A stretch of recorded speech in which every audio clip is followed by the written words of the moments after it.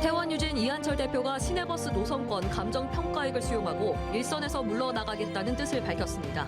하지만 차고지 임대, 버스 매입 문제 등 목포시가 풀어야 할 과제는 여전히 많습니다. 운전할 때 차창 밖으로 담배꽁초를 버리는 운전자들이 적지 않습니다. 최근 이 같은 담배꽁초 무단 투기 신고가 급증하고 있습니다.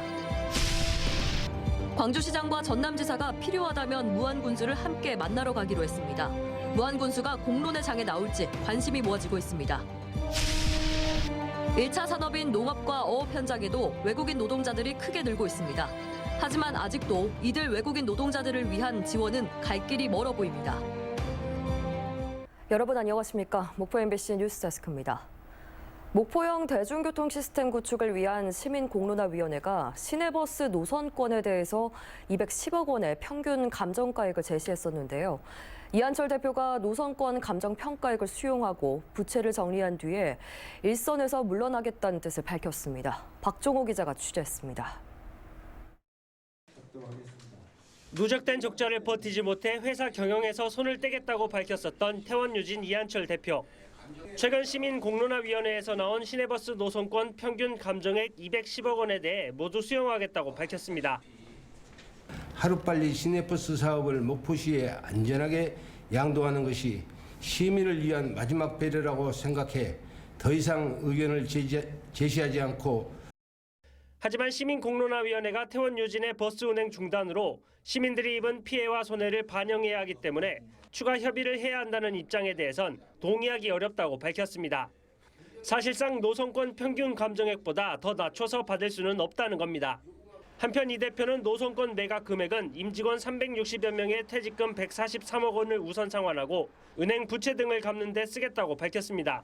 이와 함께 목포시가 요청한 비상경영체제를 내년 6월까지 연장하고 시내버스 종사원들 고용 승계에 대해서도 목포시 등과 협의하기로 했습니다.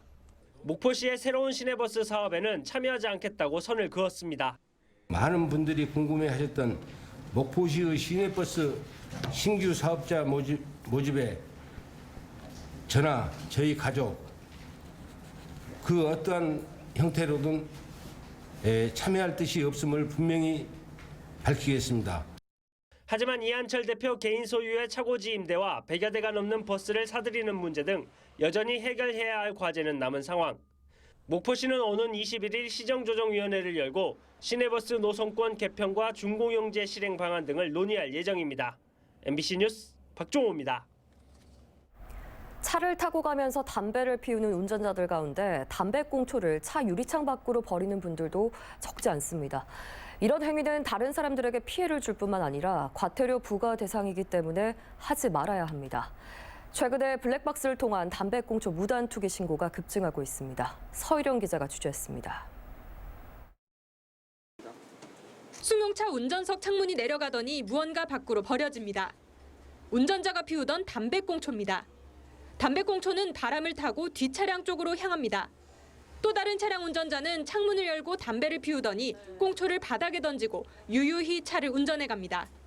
담배꽁초를 버린 차량 옆과 뒤에서 운행하던 차량 블랙박스에 찍힌 영상들입니다. 인식이 없는 것 같아요. 그냥 자기 뒤에서 자기가 그거 담고 가든가 해야 되는데 그냥 무시되어 버렸다니까요. 담배꽁초 무단 투기는 하수구를 막아 빗물 역류를 일으키기도 합니다. 또 남아있는 불씨로 인해 뒷차량에 화재를 일으킬 수 있고 다른 운전자들의 운전을 방해할 수도 있습니다. 간접 흡연이니까 기분 안 좋죠. 기분이 솔직히 보기도 안 좋고 버린 사람 따로 있고 친 사람 따로 있는. 블랙박스에 찍힌 담배꽁초 무단 투기 장면을 국민신문고 앱을 통해 신고하면 차량 번호로 인적사항을 특정해 지자체가 과태료를 부과합니다. 과태료는 5만 원. 올해 10월 말까지 목포에서만 102건의 담배꽁초 무단 투기 신고가 적발됐고 510만 원의 과태료가 부과됐습니다. 따로 신고 포상금은 없지만 시민들의 신고는 계속 늘고 있습니다. 신고자들이 그런 장면 보고 의식만 있다면 그런 신고는 쉽게 할 수 있는 상황이어서 건수도 조금씩 더 이제 늘어나는 추세. 나 하나쯤은 괜찮겠지 하는 마음에 아무 생각 없이 차창 밖으로 던지는 담배꽁초는 다른 운전자들에게 피해를 줄 수 있고 도시 미관도 해칠 수 있다는 것을 기억하시기 바랍니다. MBC 뉴스 서유령입니다. 광주 민간 군공항 이전 문제에 대해서 무안군수가 공론의 장에 나올지 관심이 모아지고 있습니다.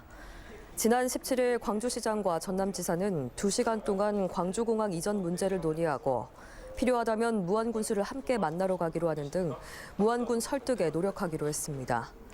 이에 따라 지난 4월 전남지사와 만찬 자리를 취소했었던 무안군수가 이번에는 전남지사와 회동을 재추진할지 여부에 대해서 지역사회 관심이 커지고 있습니다. 한편 최근 무안군수의 도민과의 대화 불참은 전날 군수가 행사장을 점검하는 등 일각에서 제기됐던 범대위의 군청 출입구 봉쇄를 핑계로 하는 의도된 도민과의 대화 불참은 아니었던 것으로 확인됐습니다. 전라남도는 올해 8월에서 9월 도내 11개 시군으로부터 배추 작목 전환 신청을 받아서 305헥타르 451개 농가에 사업비 14억 원을 지원해서 재배 면적을 감축했습니다. 시군별 재배 감축 면적은 해남은 254헥타르, 영암 17헥타르, 진도 13헥타르 등입니다. 전라남도는 김장 성수기인 11월 중순부터 이달 중순까지 배추 가격이 전년보다 33% 높은 6,345원에 거래돼 평년 수준을 유지했다며 배추 재배 면적 감축이 수급 가격 안정 효과를 가져온 것으로 분석했습니다. 목포 MBC 기획 보도입니다. 산업계뿐만 아니라 1차 산업인 농업과 어업 현장에도 외국인 노동자들이 크게 늘고 있습니다.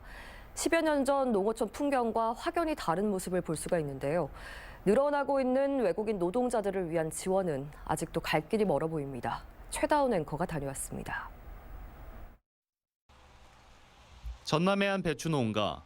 앉아서 배추를 뽑고 트럭에 싣고 작업을 하고 있는 인력 모두가 외국인입니다. 배추를 포장하고 하우스 작업까지 이 농가에 고용된 노동자 50여 명이 모두 외국인들로 채워졌습니다. 이제 농어촌 지역에서 일을 하는 사람 중에는 한국인을 찾아보기 힘들고 외국인만 일을 하고 있습니다. 거의 한국 사람들은 일을 않고 외국 사람들이 없으면은 시골 일이 안 되는 형편입니다, 지금. 전남 영광의 한 선착장. 통발 조업을 위해 선박에 오르는 선원들, 한가득 싣고 온 수레를 끌고 내리는 인력들, 모두 외국인 노동자입니다. bekerja di Korea Selatan, bekerja di daerah Pulau Anmado, di bagian kapal tongbal, nakji tongbal. 올해 3분기 기준 전남 지역 농축산업에 종사하는 외국인 노동자는 모두 6,500여 명. 계절 근로자 배정 인원인 7,600여 명까지 포함할 경우 14,000여 명에 달합니다. 농축산업 종사자만 놓고 봤을 때 외국인 노동자는 10년 전에 비해 2.5배 이상 늘었습니다. 이제 외국인 노동자가 없으면 농사도 어업 활동도 하기 힘든 상황이 돼버렸습니다. 외국인 계절 근로자 수가 늘고 근무 기간이 다소 늘어나긴 했지만 여전히 충분하지 않습니다.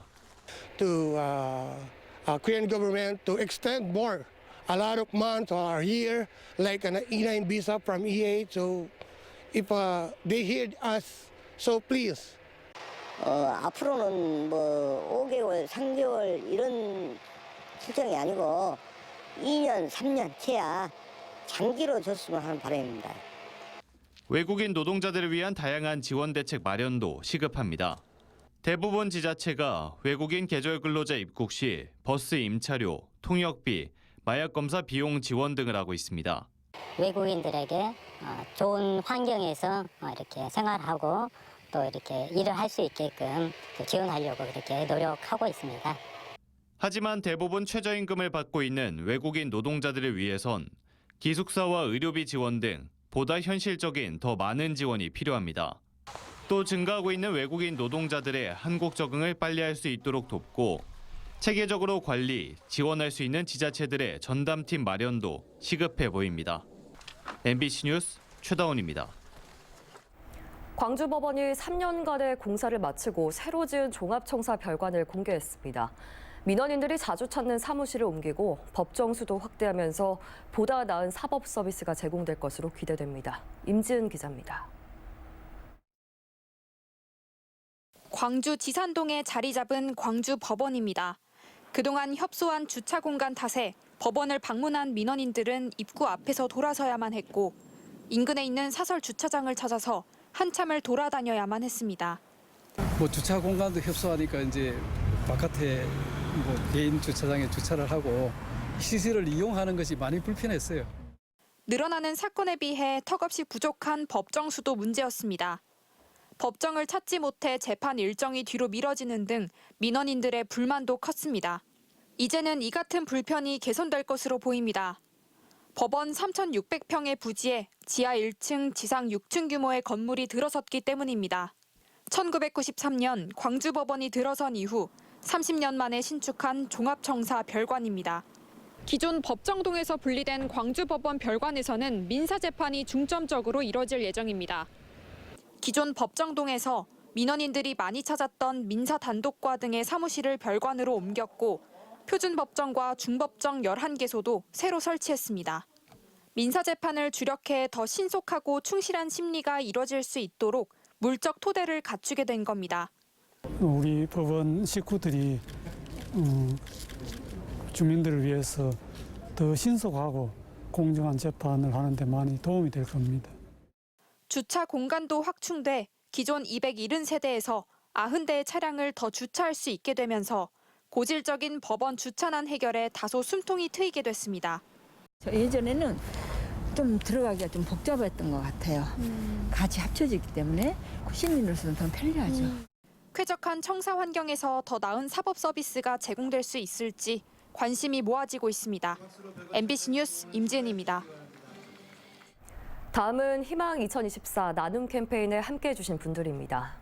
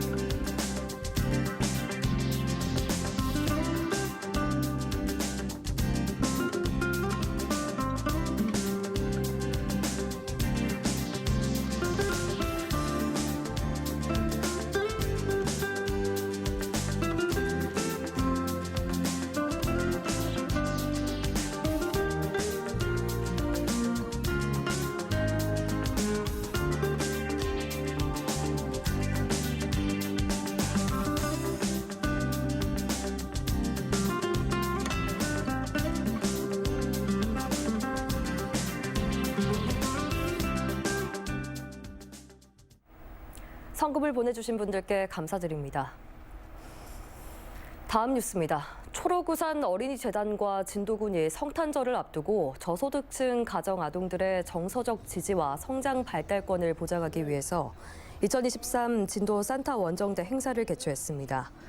민간 기관단체들이 참여한 이번 행사를 통해서 지역 저소득층 아동들에게 지원금과 속옷, 간식 등의 성탄절 선물들이 전달됐습니다. 전남체육회가 전남 체육을 빛낸 체육인들을 위해서 오늘 남악 스카이 웨딩 컨벤션에서 2023 체육인의 밤 행사를 열었습니다. 이번 행사에서는 체육진흥 및 발전유공 체육인에게 도지서와 도교육감 표창장이 수여됐습니다. 송진호 전남체육회장은 올 한 해 큰 성과를 이뤘다며 내년 소년체전의 성공 개최를 위해서도 모두가 힘을 모아달라고 당부했습니다. 전라남도는 인공지능 첨단 농산업 융복합지구 조성 포럼을 개최했습니다. 이번 포럼에서는 인공지능 첨단 농산업 융복합지구 조성 사업에 대한 설명과 함께 미래 첨단 농업 프로젝트 계획 수립을 위한 전문가 토론 등이 펼쳐졌습니다. 전라남도는 인공지능 등 4차 산업혁명 기술과 농산업을 융복합한 첨단 농업 직접단지를 조성하기 위해서 농산업 빅데이터 센터와 국립첨단농산업진흥원을 건립해 농업의 디지털화를 선도할 방침입니다. 전남개발공사가 대불국가산단 배후 주거단지 내 마지막 산업시설 용지를 목원 ENG와 분양계획을 체결하면서 미분양 산업시설 용지에 대해서 100% 분양 완료했습니다. 대불국가산단 배후주거단지는 영암군 3호 위원회 34만 6천여 제곱미터 부지에 조성된 산업단지로 지난 2009년부터 분양이 진행됐었습니다. 오늘 오후 1시쯤 신안군 도처면의 한 1층 주택에서 불이 나 출동한 119에 의해서 1시간여 만에 꺼졌지만 70대 남성 등 2명이 부상을 입었습니다. 소방당국은 주민이 가스레인지를 사용하던 중에 벽으로 불이 옮겨 붙은 것으로 보고 정확한 화재 원인을 조사하고 있습니다.